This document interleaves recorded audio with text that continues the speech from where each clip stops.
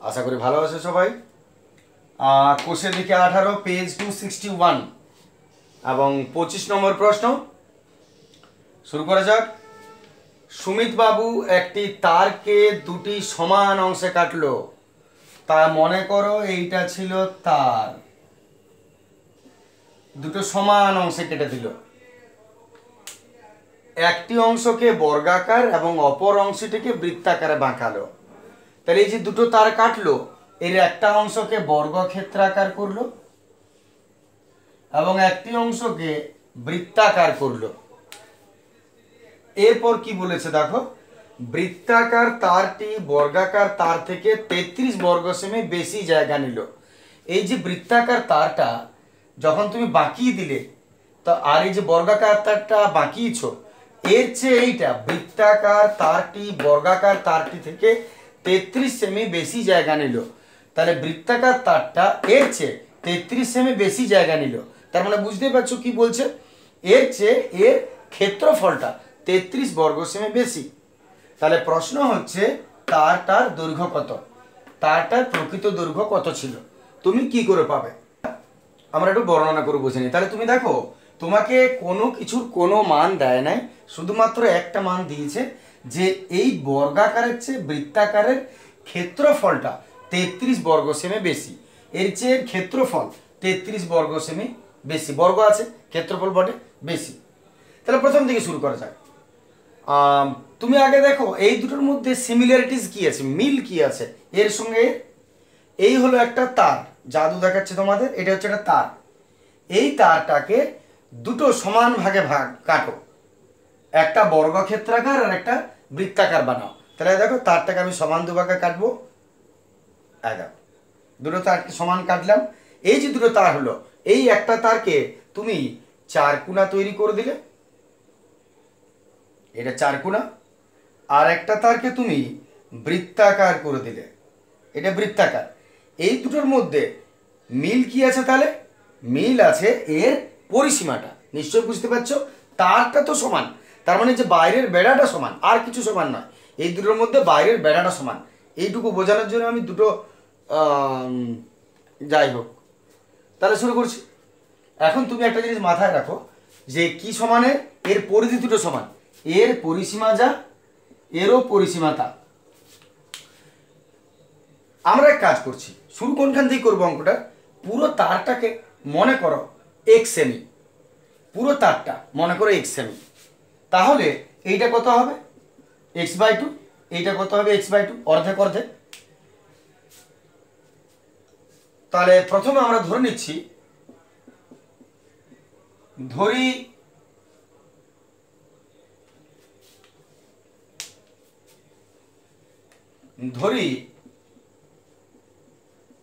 প্রকৃত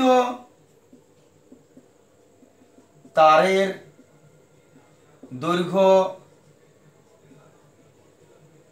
এক সেমি, ধরি প্রকৃত তারের দৈর্ঘ্য এক সেমি। তাহলে অর্ধেক করে দিচ্ছ, এত প্রথমে একটা বর্গাকার, তাহলে যদি অর্ধেক করে দাও তাহলে এর পরিধি কত হবে, এই তারটার অর্ধেক, কারণ এইটাকে তো বাঁকিয়ে তুমি চার কোণা করছো। তাহলে বর্গক্ষেত্রের পরিধি কত, এর অর্ধেক। আর বৃত্তের পরিধি কত, ওই একই, এর অর্ধেক, কারণ দুটোর পরিসীমা তো সেম হবে। তাহলে অতএব বর্গাকার অংশের পরিধি কত হবে, বর্গাকার অংশের পরিধি হবে, তারটাকে অর্ধেক করে দিলে নিশ্চয়ই x/2 সেমি। আর এই পোর্শনে আমি করছি বৃত্তাকার অংশের পরিধি কত হবে, ওই x/2 সেমি। দেখে নাও, আশা করি বুঝতে পারছো। পুরো তারটা যদি x হয় তাহলে অর্ধেক অর্ধেক, x/2 হয় অর্ধেক। তাহলে বর্গাকার অংশের পরিধিটা বাইরের চারপাশটা অর্ধেক, আর বৃত্তাকারেরও পরিধিটা x/2 হবে। এবার তুমি দুদিকে তোর ফর্মুলা বসাও। বর্গাকার ফর্মুলা 4 গুণিত বাহু সমান x/2। এত বাহু কত বার করে নাও,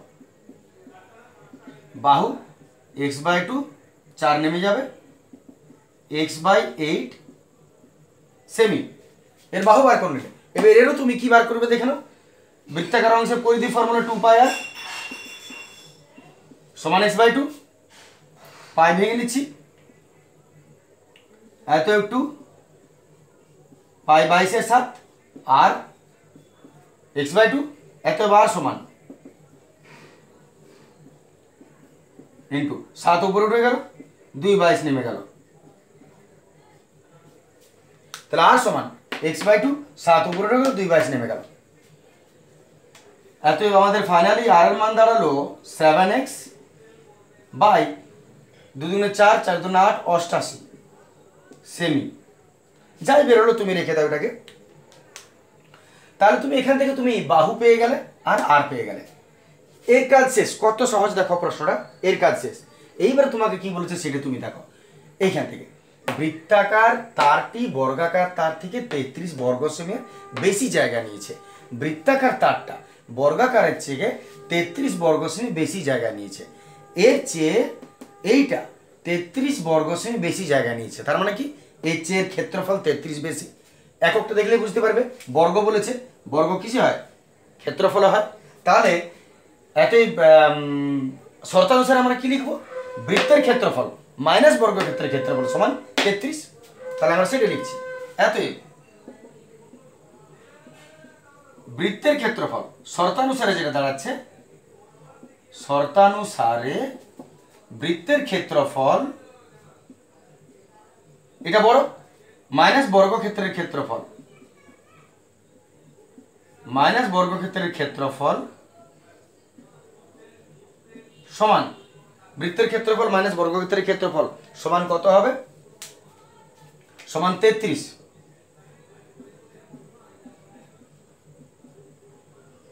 বর্গ সেমি। লক্ষ্য করো, এত শর্তানুসারে বৃত্তের ক্ষেত্রফল মাইনাস বর্গক্ষেত্রের ক্ষেত্রফল সমান 33 বর্গ সেমি। এবার এদেরও ফর্মুলা লিখো। বৃত্তের ক্ষেত্রফল নিশ্চয়ই পাই আর স্কয়ার, বর্গক্ষেত্রের ক্ষেত্রফল নিশ্চয়ই বাহু স্কয়ার সমান কত আছে? 33। এবার তুমি উপর তো মান বার করে রেখেছো, মানগুলো বসানো যাক। তাহলে এখানে পাই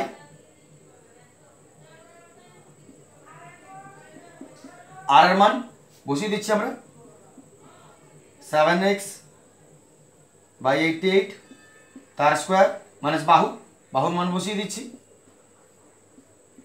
তার স্কোয়ার সমান 33। দেখে নাও, তাহলে আমি পাই 22/7 ভাঙলাম, না ভাঙলে ভালোই হতো মনে হয়, পাই পাই কেটে যেত। আমরা তোমরা চাইলে নাও কাটতে পারো। আর এর মান বসিয়ে দিলাম 7x বাই 88 তার স্কোয়ার আছে মাইনাস বাহু, বাহু x/8 তার স্কোয়ার আছে সমান 33। এরপর আমরা এখান থেকে একটু সলভ করে নিচ্ছি যে কিভাবে তুমি বাকিটা সলভ করবে সেইটা আসা যাক। উপর অংশটা মুছে নিচ্ছি, উপর অংশটা রেখে আমরা এগোতে পারবো না। দেখে না, প্রয়োজনে পজ করে নেবে।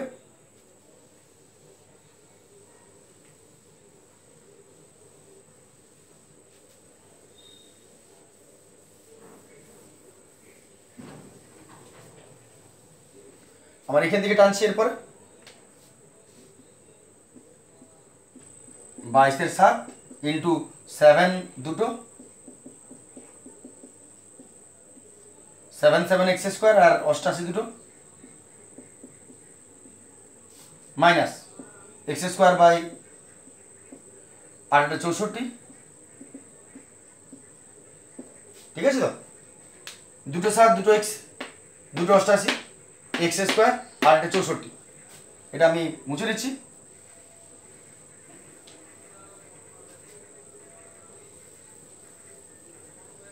এরপর একটু কাটাকাটি করি, যেমন 7 7 গেল, 22 4 88, তাহলে আমাদের 7x² হইল এখানে by 4 88, 4 into 88 minus x² by 64 is equal to 33। দেখে নাও 7x²।